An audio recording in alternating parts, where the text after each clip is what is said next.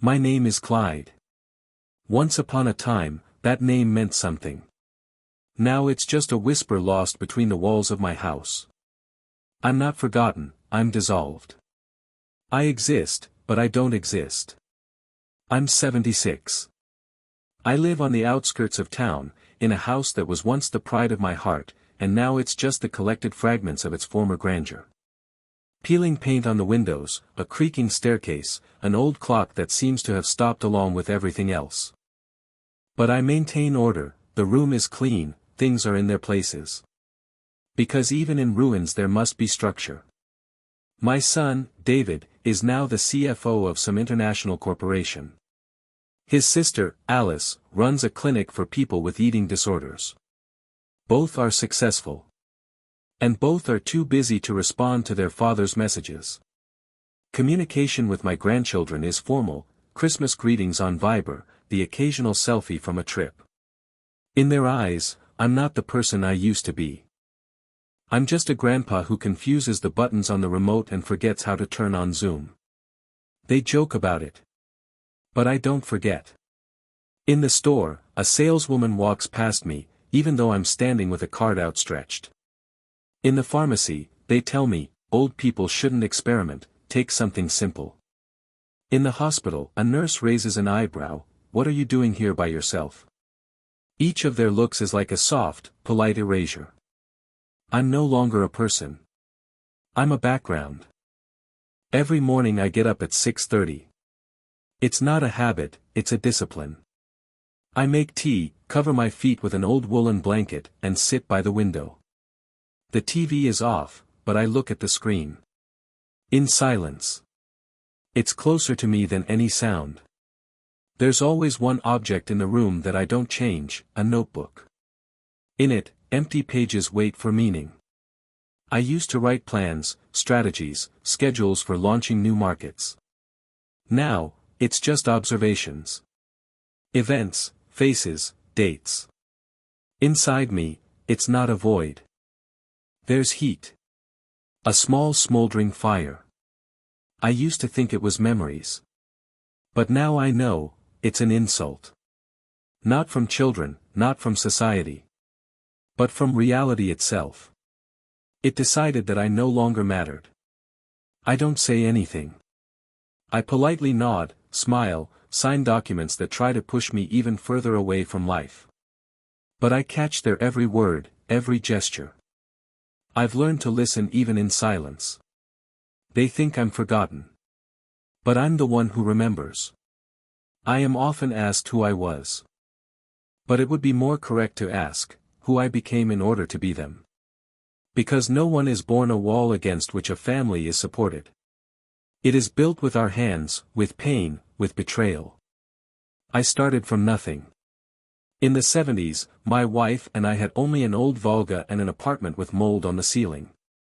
I loaded boxes in a warehouse, at night I drew plans, how to build not just a business, but an empire. In the 90s, when everything was going wrong, I did not run away. I went to banks, sat with creditors, persuaded, negotiated. I lost, fell, got up, but always, I kept my word. My word had weight. It could stop or start a business. In the office there was always a portrait, not mine, but my father's. I knew where I was from. When my partner stole part of the assets and fled to the States, I did not give up. I covered the debts. When my son entered the London Business School, I sold the land by the sea. I told myself, this is an investment. An investment in the future, which now refuses to call me. I didn't need recognition. But I was recognition. I was invited to forums, to meetings with mayors, to television. I remember someone saying, Clyde is not just a businessman. He is an orchestrator. And it's true. I knew how to see not only people, but also their motives. Weakness. Greed. Fear. I could assemble a team from the wreckage that followed me into the fire. And now, silence. The phone is silent. There are no letters. No one calls to ask, what do you advise me to do? They have all become independent. They have grown on my blood. And I have become unnecessary, like a tool that has fulfilled its function. Today I opened an old safe. There are documents, agreements, photographs. I saw myself in a photo from 1994, in a business suit, with a confident look, surrounded by younger partners. One of them is now a deputy. Another is a banker. One is a drunkard. They all went through me. I thought, why don't I blame them? Because I gave them strength. I saw potential in them. But I didn't see how I myself became a background for them. And they didn't stop to look back. They all live in the present day. Money, status, photos on social networks. But I remember who I bought the first laptop for. Who I wrote a recommendation for. Who I signed a loan authorization for. And I know that if it weren't for me, their careers wouldn't exist. Now they don't remember. But I remember for everyone. Pain never comes out loud. It sneaks up. It settles in the little things. It doesn't hurt, it erases. With words, looks, indifference. I called David last Friday. Just to ask if he remembered his mother's birthday. The call rang, then a short message, meeting. I'll write later. 6 days passed. Later never came. My grandson, Luke, visited by chance. He brought a new Wi-Fi router, set it on the table, and asked, laughing, "Grandpa, do you know what a VPN is? Do you know what a retention fund is?" I answered calmly. He didn't understand. He laughed. Older people are always smart about something. He thought I was old because I didn't use TikTok. But he didn't know that I once talked to people whose looks made companies disappear. There are no such people in his world anymore. At the hospital, a nurse put her hand on my shoulder, condescendingly, the way they treat hopeless patients. "Well, Grandpa, are you doing well today?" I didn't answer. But in my heart I was already writing it down. Her badge was Alina K., the time was 12:43, the clinic was on Bohdan Khmelnytsky. Because every event is a puzzle. And I will no longer allow anyone to consider me an unnecessary fragment. On Saturday I was leaving the store. The package tore. The oranges rolled down the cobblestones. 2 young people walked by. One looked over and waved. Old people always throw everything away. I didn't bend down. I looked after them. My back hurt. But the truth hurt even more, they don't see anything valuable in me. They only see age. I returned home and wrote a new line in my notebook. It's not just dates anymore. It's diagrams. Sequences of events. Connections. Mistakes. All the little things they don't notice. I notice everything. I feel this pain become something else. Not anger. Not tears. But geometry. I sit in silence and listen to time pass. But time is not the enemy. Time is a resource. And I've always known how to work with resources. It happened unexpectedly. But painfully accurate. I was returning from the market, carrying 2 bags, apples, bread, a jar of honey. The rain had just stopped, the sidewalk shone like glass. My foot slipped, I fell. The bags fell, the apples scattered, the jar broke. People were walking by. Someone stopped, not to help, but to look. It must be funny. An old man is lying in the middle of the street, hugging a plastic bag like a lifebuoy. Someone whispered, "See? No one needs it." That "no one" had a sentence. As if I was being judged, and without the right to appeal. I was lying in a puddle. But suddenly I became quiet. Not humiliated, not ashamed. Just empty. And in this emptiness something clicked. As if a lock that had been rusting for years suddenly opened. But behind it, not freedom. Behind it, darkness. I got up. Slowly, without hurrying. I no longer felt pain, only the air, which suddenly became dense, almost like a liquid. People continued to walk. But they no longer saw me. I returned home. For the first time in a long time, I went into the office, which was closed. There was a safe. An old, iron one. I remembered the code as I remember my name. Inside, nothing special. Just a box. In the box, a notebook, a black pen, a phone. An old, push-button one, but with a SIM card. On it, only a few numbers. Those who once owed me everything. I sat down at the table, turned on the desk lamp. And felt my body, obeying. Remembering.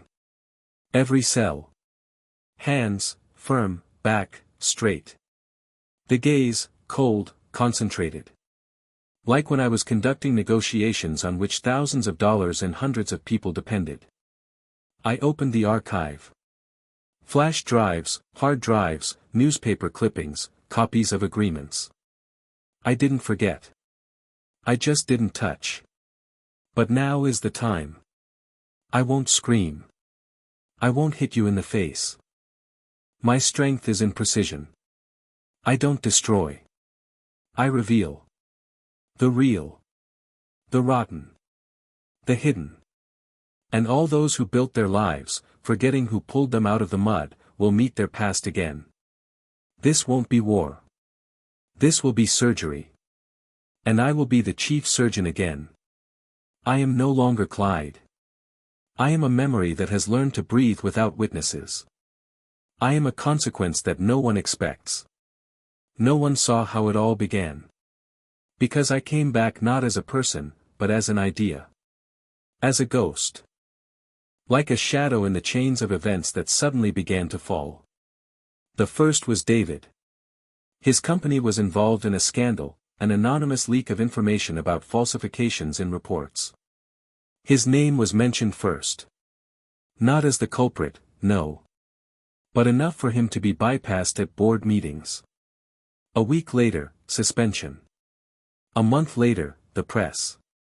He wrote to me. Father, this is some kind of mistake. Someone is merging the wrong files.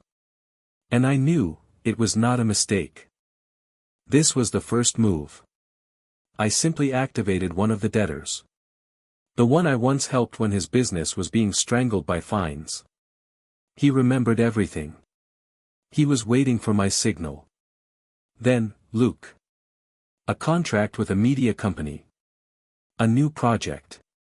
A grant. Everything is on the edge. I knew who he had made a deal with. And I knew that this partner had once betrayed me in a deal with developers.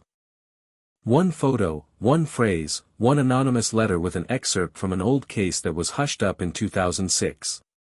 Now it's trending. And Luke cancels the launch. Sponsors refuse. The team leaves. He writes on Instagram, I don't know who did it.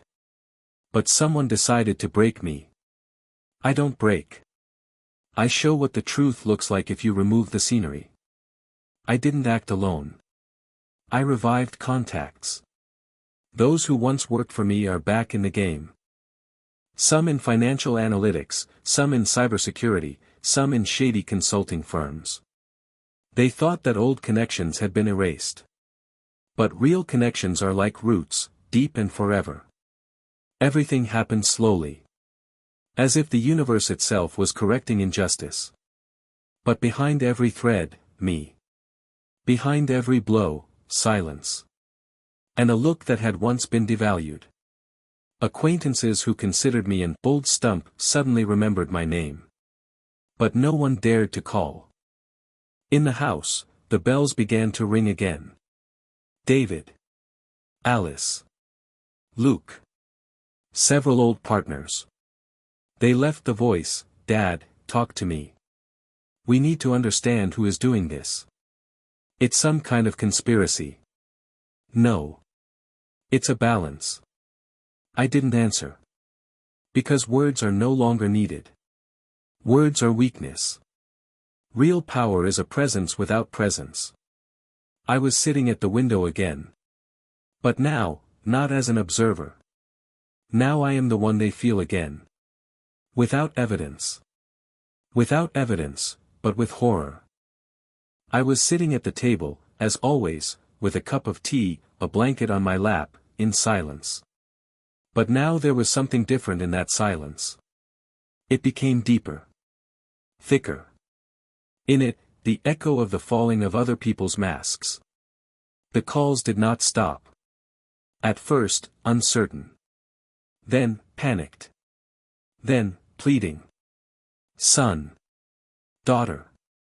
Grandchildren. Old acquaintances. Partners who thought that old age is the end. They did not know that old age is observation. And that the one who has been silent for a long time always speaks the loudest. They all arrived together. Without warning. As if to confession. They stood in the living room, like thieves who came not to steal, but to ask for forgiveness for forgetting who this house belongs to. Alice brought a cake. Luke, some kind of absurd video with an apology. David held in his hands a bottle of expensive whiskey, from which I have not drunk for a long time. Everyone was waiting. But I said nothing. I just watched. With a look they had forgotten. A look that had once stopped plans, broken strategies, forged loyalties. That look was more powerful than any words. No one dared to sit down. No one asked, "Did you do that?" Because the answer wasn't important. They knew. Everyone knew. I didn't forgive. But I didn't punish either. I just showed them who they had become. And who I remained.